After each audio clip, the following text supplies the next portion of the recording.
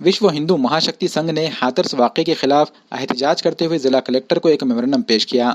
संघ का कहना है कि उत्तर प्रदेश में ये वाक़या इंसानियत के लिए घिनौना वाक़या है।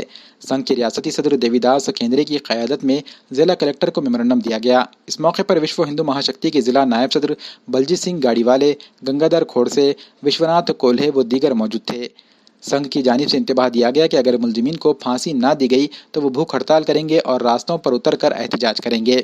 आम्ही उत्तर प्रदेशमध्ये त्या महिलेवर हे बलात्कार करून जे मारलेत त्यांना ज्या फाशी दिली पाहिजे रस्त्यावर उभा टाकून विश्व हिंदू महाशक्ती संघातर्फे आम्ही मागणी निवेदन दिले कलेक्टर साहेबांना आणि ते लवकरात लवकर झालं तर ठीक आहे, नाही तर आम्ही मग बाहेर रस्त्यावर उतरून काय आंदोलन करायचं आम्ही करू।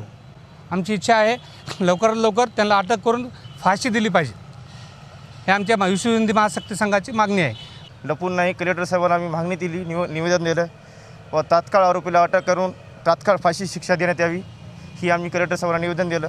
याच्या पुढून आमची ठाम भूमिका राहील, रस्त्याला उतरून आंदोलन करूत, उपोषणाला बसूत, याच्यानं तात्काळ मागणी राहील। याच्यापूर्वी सुद्धा बरेच हिंदू महिलावर आताचे अत्याचार झालेत, शासनाला सुद्धा तात्काळ आरोपीला अटक करून फाशी दिलेली आहेत।